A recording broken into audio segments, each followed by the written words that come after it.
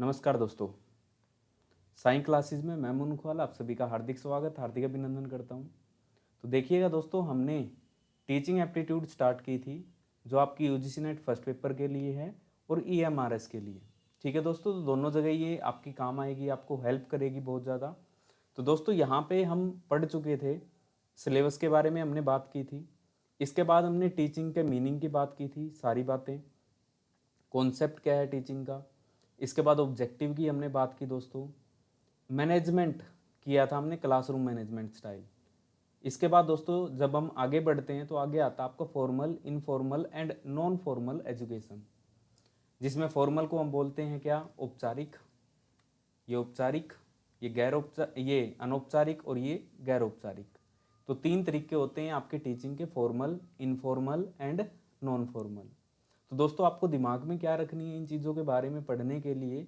तो देखो, फॉर्मल तो मतलब वो होता है जिसके अंदर सारी चीज़ें स्ट्रक्चर्ड होगा, संरचित होगा, रूल रेगुलेशन होंगे, एक तरीके से ही आपको पढ़ना होगा। और जो आप कभी भी हम इसकी बात करें तो ये आपको स्कूल के अंदर, आपको कॉलेज के अंदर इस तरीके से एजुकेशन आपको दी जाती है। लेकिन जब बात करें इनफॉर्मल की, तो इनफॉर्मल होता है अनौपचारिक, जो आपको सोसाइटी में, घर में, क्या उसका कोई स्ट्रक्चर होता है? आप कहोगे नहीं जी, इसका कोई स्ट्रक्चर नहीं होता। इसके अलावा मैं पूछूं आपसे, कोई इसके परमानेंट कोई चीज़ें होती हैं कि इसी तरीके से हमें सिखानी है वो चीज़? वो भी नहीं होती, अपने आप चीज़ें हो रही होती हैं। तो यहाँ ना तो कोई स्ट्रक्चर होता, ना कोई सिलेबस होता, ना किसी तरीके से काम होता, बट यहाँ पे सारी की सारी चीज़ें होती हैं। लेकिन जब मैं नॉन फॉर्मल की बात करूँ, गैर औपचारिक की बात करूँ, तो दोस्तों यहाँ पर आपका आता है कि जो आप डिस्टेंस से कोई भी एजुकेशन कर रहे हो, या फिर आर्ट्रॉन का कोई आप डिप्लोमा कर रहे हो, तो इस तरीके से कोई भी चीज़ कर रहे हो उसको बोलते हैं हम क्या, नॉन फॉर्मल। उम्मीद करता हूँ बातें तीनों आपके क्लियर हैं। फॉर्मल में कौन सी होगी, जो हम स्कूल कॉलेज के अंदर एजुकेशन लेते हैं। इनफॉर्मल की जब बात करूं तो वो जो हमें घर पे, फैमिली में, या फिर पीयर ग्रुप्स के अंदर, या आपके फ्रेंड्स है, फ्रेंड सर्कल में, या सोसाइटी में जो भी एजुकेशन आपको प्राप्त हो रही है वो होती है इनफॉर्मल। नॉन फॉर्मल की जब बात करूं दोस्तों, तो नॉन फॉर्मल वो होती है जिसमें आपकी इन दोनों का मिक्स मिलता है। यदि मैं बात करूं, आप इग्नू से कुछ कर रहे हो तो वहां पे स्ट्रक्चर तो है ना, सर्टिफिकेट भी आपको दिया जाता है, बट चीज़ें हैं वो देखो, क्लास नहीं होती आपकी। तो ये चीज़ें कुछ मिक्स होती है दोनों की। ठीक है दोस्तों, तो इनको पढ़ते हैं हम, देखिएगा एक बार दिमाग में आपके स्ट्रक्चर इनका बन चुका है, क्या क्या चीज़ें हैं। देखिए सबसे पहले हम बात कर रहे हैं डेफिनेशन। डेफिनेशन की बात करें तो क्या है, स्ट्रक्चर्ड एजुकेशन है, मतलब संरचित चीज़ें हैं। सिस्टम विद फॉर्मल करिकुलम, एक करिकुलम होता है, फ्रेमवर्क होता है, एंड सर्टिफिकेशन भी होता है, सर्टिफिकेट भी आपको दिया जाता है यहाँ पे। लेकिन इनफॉर्मल की बात करूँ तो देखना, learning date occurs naturally through daily activities, ये नेचुरली आपको मिलती है। जैसे कि मैंने आपको बताया, फ्रेंड सर्कल के अंदर है, परिवार में है, या सोसाइटी के अंदर है। ठीक है। जब नॉन फॉर्मल की बात करूँ, गैर औपचारिक की बात करूँ, तो क्या है, organized educational activities outside formal system, formal system से बाहर।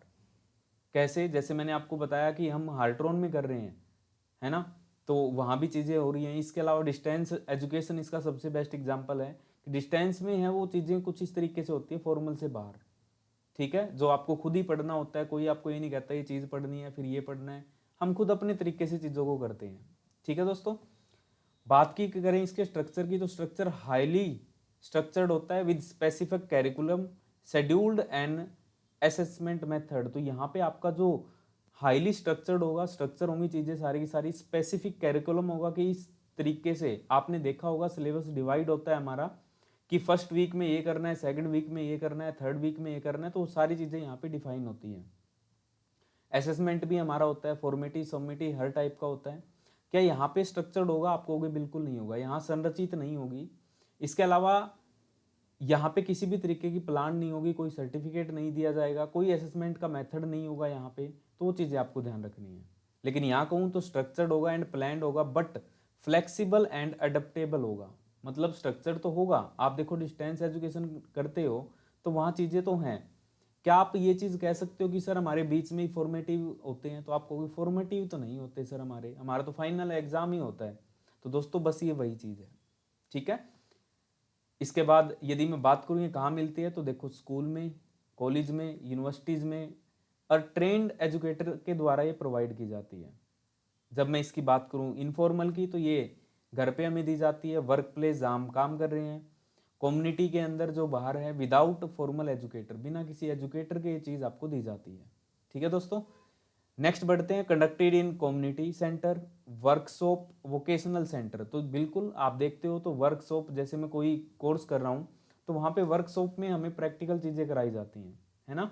तो ये आपको दी जाती है कहीं पे वर्कशॉप पे, कोई वोकेशनल सेंटर हो सकता है। बट जब फॉर्मल की बात करूँ तो ये हमेशा स्कूल, कॉलेज और यूनिवर्सिटीज़ में ही दी जाएंगी। ठीक है दोस्तों, इन्वायरमेंट की बात करें तो कैसा होगा, classroom based with the formal seating. आप देखते हो तो यहाँ पे स्ट्रक्चर्ड होगा, सीटिंग प्लान भी आपकी चीज़ें बनी होती है कि आपको इस तरीके से बैठना है। यहाँ पे कोई सीटिंग प्लान नहीं होता, आप जानते हो। यदि मैं इसकी बात करूँ तो where it can be classroom based on community setting, तो यहाँ पे होता है बट ये वर्कशॉप के हिसाब से। आप देखते हो इग्नू में भी हमें वीक में एक बार जाना पड़ता है थोड़ा बहुत, तो वहाँ भी आपको स्ट्रक्चर क्लासरूम मिलता है, लेकिन फ़र्क है दोनों के अंदर। ठीक है दोस्तों, थोड़ा सा आगे बढ़ते हैं हम इसी में ही। सर्टिफिकेट की बात करूं तो यहाँ पे क्या आपको कॉलेज स्कूल से आपने 10th की, +2 की, जो भी चीज़ की, क्या आपको सर्टिफिकेट मिला, तो आप कहोगे बिल्कुल। यहाँ पे हमें एक रिकॉग्नाइज्ड डिग्री मिलती है, डिप्लोमा मिलता है, सर्टिफिकेट मिलता है। जो आप सोसाइटी से सीख रहे हो, क्या वहाँ पे कोई डिप्लोमा डिग्री मिलती है, तो आप कहोगे नहीं सर ऐसा तो कुछ नहीं है। यहाँ पे जब हम बात करें नॉन फॉर्मल में, तो यहाँ पे दोस्तों हो भी सकती है और नहीं भी हो सकती, दोनों ही चीज़ें होंगी। स्किल बेस्ड होती हैं ये सारी की सारी चीज़ें। ठीक है, तो दोनों चीज़ हो सकती है, कोई दे भी सकता है और नहीं भी। फ्लेक्सिबिलिटी की बात करूँ तो ये रिजिड होता है बिल्कुल, जो स्ट्रक्चर आपको दे रखा है उसी के थ्रू आपको चीज़ों को करवाया जाता है। इसकी यदि मैं बात करूँ इनफॉर्मल की, तो यहाँ पे highly flexible and learner driven होता है, बट जैसे आप चाह रहे हो उस तरीके से सीख रहे हो। लेकिन ये भी फ्लेक्सिबल होता है, लेकिन इसको आप एडजस्ट कर सकते हो, इसको एडजस्ट नहीं कर सकते फॉर्मल वाले को, बट नॉन फॉर्मल को हम एडजस्ट कर सकते हैं। ठीक है, पर्पज क्या है, तो यहाँ पे एकेडमिक भी हो सकता है, प्रोफेशनल क्वालिफिकेशन भी हो सकती है। लेकिन जब मैं बात करूँ इनफॉर्मल की, जो आपके अनौपचारिक है, तो ये पर्सनल डेवलपमेंट, व्यक्तिगत विकास के लिए, सोशल स्किल के लिए, और इसके अलावा लाइफ का जो एक्सपीरियंस है उसके लिए काम आती है। ठीक है, लेकिन यहाँ पे जब हम बात करते हैं तो यहाँ पे स्किल डेवलपमेंट की बात आती है। वर्कशॉप आपने सुनी है, तो वर्कशॉप में क्या है, आपको स्किल सिखाई जाएंगी, ट्रेनिंग दी जाएगी, यहाँ पे कम्युनिटी एजुकेशन होगी। ठीक है दोस्तों, इंस्ट्रक्टर की बात करूँ तो यहाँ पे टीचर होंगे, प्रोफेसर होंगे, सारे के सारे। बट यहाँ पे बात करूँ तो कौन होगा, फैमिली का मेंबर होगा, कम्युनिटी होंगे, लीडर्स होंगे इनफॉर्मल के अंदर। और यदि मैं नॉन फॉर्मल की बात करूँ तो यहाँ पे ट्रेंड इंस्ट्रक्टर्स होंगे, जबकि कौन नहीं होगा, टीचर नहीं होगा, इंस्ट्रक्टर होंगे, कम्युनिटी एजुकेटर्स होंगे, या फिर वोकेशनल ट्रेनर होंगे। ठीक है दोस्तों, और इसकी ड्यूरेशन की बात करूँ तो देखो, जब आप कॉलेज में पढ़ रहे हो 10th क्लास 1 साल की है, +2 1 साल की है, यदि मैं बीए की बात करूँ 3 साल की है, तो यहाँ पे टाइम क्या होता है आपका, फिक्स होता है। ठीक है, टाइम बेस्ड होता है। आप इनफॉर्मल एजुकेशन की जब हम बात करें अनौपचारिक की, तो दोस्तों ये आपकी जीवन भर चलती है, लाइफ लॉन्ग जीवन भर चलती है, ऑन गोइंग एज नीडेड, जिस आवश्यकता से उस आधार पे चीजें चलती रहती हैं आपकी। और यहाँ पे variable duration can be short term और लॉन्ग टर्म, यहाँ पे दोनों ही चीजें हो सकती है, बच्चा कम टाइम में भी कर सकता है और ज्यादा टाइम में भी कर सकता है। ठीक है दोस्तों, तो मेरे हिसाब से बातें आपको समझ में आई होगी। आपको याद कैसे रखना है, तो याद रखने का तरीका मैंने आपको अभी बताया, किस तरीके से आप इनको याद रख सकते हो। तो याद रखने का बेसिक सा तरीका एक ही है दोस्तों, कि फॉर्मल आपको स्कूल कॉलेज के अंदर दी जाएगी, इनफॉर्मल आपको सोसाइटी के अंदर दी जाएगी, और नॉन फॉर्मल है आपको कहीं पे वोकेशनल चीज़ों के अंदर दी जाएगी, या फिर आप कह सकते हो वर्कशॉप के अंदर दी जाएगी। ठीक है, तो ये तीनों चीज़ें आपसे एग्जाम के अंदर क्वेश्चन आता है, पूछा जाता है, और ये मैंने कोशिश की है जिस तरीके से जितना हो सकता है मैंने आपको बताने की कोशिश की। उम्मीद करता हूँ ये टॉपिक आपका बिल्कुल क्लियर है और आप गलती इसके अंदर नहीं करोगे। ठीक है दोस्तों, अब थोड़ा सा मैं आगे बढ़ता हूँ और नेक्स्ट टॉपिक की ओर बढ़ता हूँ, जिसको हम कहते हैं टीचिंग फॉर्मूला। अब कहोगे फॉर्मूले कहाँ से आगे सर टीचिंग के अंदर, या फिर मैक्सिमम्स क्या है, रूल्स क्या हैं। तो दोस्तों जब आप टीचिंग करते हो तो कुछ प्रिंसिपल्स होते हैं जिनके अकॉर्डिंग आपको वर्क करना होता है, बस वही आपको प्रिंसिपल है। जब भी आप पढ़ाने के लिए जाते हो क्लास में, तो आपको ये प्रिंसिपल है वो हमेशा याद रखने हैं दोस्तों। क्यों, क्योंकि ये आपकी टीचिंग है उसको बेस्ट बनाने का काम करेंगे। ठीक है, क्योंकि हमें पता है कि एग्जाम हमारा लिया जा रहा है टीचिंग के लिए, तो टीचिंग के लिए सारी चीजें करवाई जा रही हैं आपसे, और ये कुछ प्रिंसिपल है जो हर एक टीचर को आने भी चाहिए। ठीक है दोस्तों, तो देखो स्टार्ट करते हैं हम। जब हम बात करें तो टीचिंग फॉर्मूला या फिर टीचिंग प्रिंसिपल की जब बात करें, तो teacher is responsible for creating such as, बात वही है सारी की सारी, छोड़ो आप, कुछ प्रिंसिपल है जो टीचर को अपनाने पड़ते हैं और उनके थ्रू ही क्या करता है, बच्चे को लर्निंग करवाई जाती है। जैसे फर्स्ट की जब मैं बात करूं तो क्या है, फ्रॉम नोन टू अननोन, मतलब जो बच्चा जानता है वहां से आप शुरुआत करोगे, और अननोन मतलब जो बच्चा नहीं जानता उसके आप लिंक करोगे चीजों को। तो बस इसमें लिख रखा है, आप पढ़ भी सकते हो, लेकिन चीज वही है कि जब भी आप पढ़ाते हो तो बच्चे को पहले जो उसकी नॉलेज है उन नॉलेज को थोड़ा सा आप देखोगे। जैसे मेरे को पढ़ाना है पार्लियामेंट, तो मैं पहले कहूंगा कि हमारी कैपिटल क्या है, तो आप कहोगे दिल्ली, दिल्ली में मैं बात करूं और क्या आप कहोगे लाल किला, मैं कहूँ संसद का है तो कहोगे दिल्ली में है। तो फिर हमें संसद के बारे में पढ़ाना है, मतलब पहले उनको नॉन चीजों के बारे में बताएंगे और फिर उसको कहाँ लेके जाएंगे, अननोन पे। तो दोस्तों ये बात आपको ध्यान रखनी है, पहले बच्चे का इंटरेस्ट बनाओगे, उसको पहले बेसिक नॉलेज जो है उसको देखोगे और उसको बाद उसको नई नॉलेज के साथ जोड़ोगे। ठीक है। दूसरा दूसरा प्रिंसिपल देखो तो फ्रॉम सिंपल टू कॉम्प्लेक्स, तो बच्चे को पहले सरल चीजें करवाई जाती है और फिर कठोर करवाई जाती हैं। आप देखोगे तो आपको कभी भी fifth class, first to fifth class के अंदर कभी भी जाते ये नहीं कहा कि आपको ट्रिग्नोमेट्री करनी है, आपको कभी नहीं कहा कि आपको ट्रेन वाले क्वेश्चन करने हैं। क्या होता था, तो आप कहोगे सर हमें सबसे पहले टेबल सिखाई गई थी, सिंपल चीजें सिखाई गई, टेबल होने के बाद हमें प्लस माइनस सिखाया गया। तो दोस्तों ये बात आपको ध्यान रखनी है, सिंपल टू कहाँ जाना है हमें, कॉम्प्लेक्स। ये एग्जामिनर आपसे पूछता है कि कौन कौन से प्रिंसिपल है। थर्ड की बात करूं, फ्रॉम कंक्रीट टू एब्स्ट्रैक्ट, मतलब मूर्त से लेके अमूर्त की बात कर रहे हैं। अब ये है क्या दोस्तों, आप पढ़ते रहना, चीज वही है जो मैं बोल रहा हूं, बस चीजों को समझो आप। कंक्रीट टू एब्स्ट्रैक्ट जब हम बात करते हैं, तो देखो जब हम बच्चे थे, छोटे थे, स्कूल में जाते थे, तो हमें कुछ लाइनें लगा के सिखाया जाता था कि आपको 10 में से 5 माइनस करना है, तो हम क्या करते थे, 10 लाइन्स लगा के 5 उसमें से कट करते थे, बाकी काउंट करते थे। ऐसा आपने देखा है। इसके अलावा जब भी हमें चीजों को जोड़ना बताया जाता था तो ऐसे होता था, 2 मार्कर ये बेटा, 2 मार्कर ये, दोनों को जोड़ो कितना हो गया, तो आप कहोगे 4, है ना। कहेंगे 5 मार्कर इसमें से 3 निकाल दो, तो 3 हटाते थे, तो फिर कितने बच गए, 2। तो दोस्तों ये है आपकी मूर्त, जो चीजें आपको दिख रही है क्या, बट हम आज ऐसा करते हैं क्या, आप आज वो चीजें हो रही है, तो आप कहोगे सर ऐसा आज नहीं है। तो दोस्तों बस यही चीजें होती है, आप कहाँ से कहाँ लेके जाते हो बच्चे को, कंक्रीट टू एब्स्ट्रैक्ट। उम्मीद करता हूँ ये बात भी आपको बिल्कुल अच्छे से क्लियर होगी। थोड़े से हम और आगे बढ़ते हैं। नेक्स्ट नेक्स्ट प्रिंसिपल आपका आता है फोर्थ, एनालिसिस टू सिंथेसिस, जिसको हम बोलते क्या है दोस्तों, विश्लेषणात्मक टू संश्लेषण। ठीक है।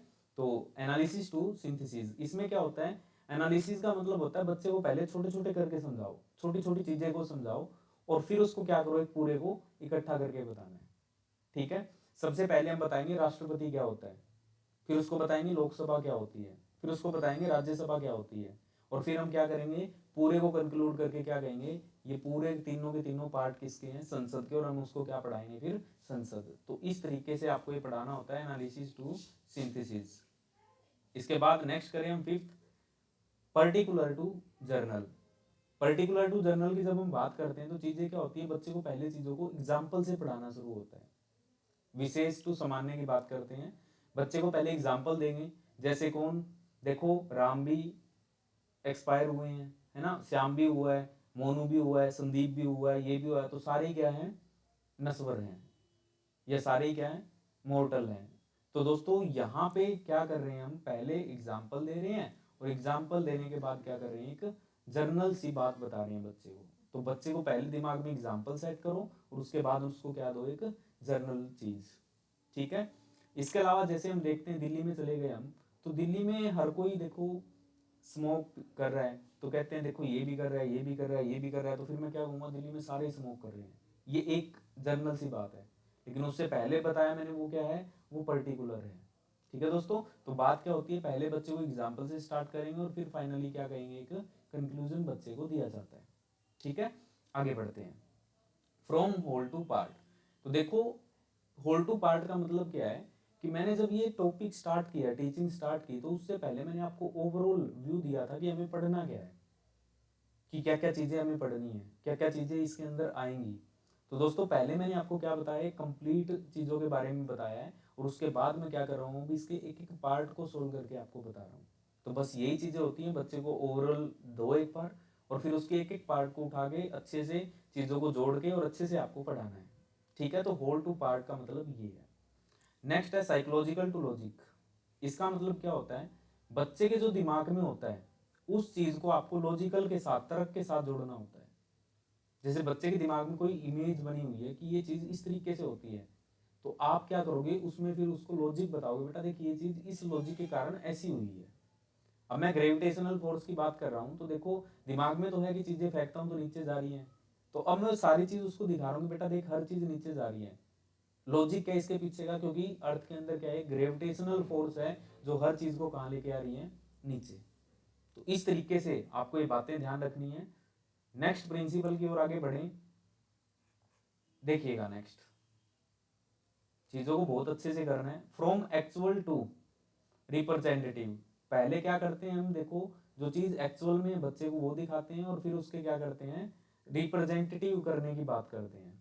ठीक है, जैसे हमने पहले बात किया कि जब एप्पल है तो उन दो एप्पल को दिखाओ, बच्चे को एक्चुअल चीज़ों को दिखाओ और बाद में वो धीरे धीरे अपने आप सीख जाएगा चीज़ों को करना। ठीक है, नेक्स्ट डेफिनेट टू इनडेफिनेट। पहले चीज़ों को, निश्चित जो है उन चीज़ों को दिखाओ, फिर इनडेफिनेट पे लेके जाओ। बच्चे को पहले सारी चीज़ें अच्छे से सिखाओ। इसको पढ़ के भी देखो आप, चीज़ें वही हैं सारी की सारी। A teacher should always start from a definite, because definiteness has its limit, boundaries and justification. जो चीज़ें डेफिनेट है ना, उनकी हम जस्टिफिकेशन कर सकते हैं, बता सकते हैं बेटा ये बात इसलिए इस तरीके से हुई है, और फिर हम उसको कहाँ लेके जाएंगे, इनडेफिनेट पे। ठीक है, तो पहले डेफिनेट और फिर कहाँ, इनडेफिनेट। देखो पहले आपको हल्की हल्की प्रॉब्लम दी जाती है, लेकिन आप फिर बाद में क्या करते हो, रियल लाइफ प्रॉब्लम भी सोल्व करना शुरू कर देते हो। तो बस ये वही चीज़ है। ठीक है, इसके बाद 10th की बात करूँ तो इंडक्शन टू डिडक्शन, मतलब इंडक्टिव टू डिडक्टिव मेथड की बात कर रहे हैं। सेम वही बात, पहले एग्जाम्पल और फिर एक जनरल प्रिंसिपल की हम बात करते हैं, बस वही है ये। Empirical to rational. इंपेरिकल होता है अनुभवात्मक, रैशनल होता है तार्किक। तो जो चीजें आपने अनुभव से सीखी है, बच्चे को पहले अनुभव कराओ उन चीजों को, और फिर एक तर्क के साथ उस चीज को जोड़ के बच्चे को बतानी है। तो ये सारी की सारी दोस्तों आपके 11 क्या थे, प्रिंसिपल थे टीचिंग के। जब आप टीचिंग कराते हो तो बच्चे को ये सारे के सारे प्रिंसिपल है वो आपको बताने हैं और इस तरीके से ही काम करना है। ठीक है, तो उम्मीद करता हूँ आज के टॉपिक आपको क्लियर होंगे। हमने 2 टॉपिक आज पढ़े हैं, कौन कौन से। पहला तो टॉपिक हमने पढ़ा है formal, informal and non formal education. ठीक है, वो आपको अच्छे से समझ आ गई होगी। दूसरी बात यदि मैं कर रहा हूं तो मैंने पढ़ाया आपको टीचिंग फॉर्मूलाज या टीचिंग प्रिंसिपल। तो एक टीचर को इन सभी के बारे में पता होना चाहिए और इन्हीं के बेस पे आपको पढ़ाना होता है। तो उम्मीद करता हूं दोस्तों आपको क्लियर होंगी। यदि आपको इससे पहले वाली वीडियो देखनी है तो डिस्क्रिप्शन में नीचे मिल जाएंगी।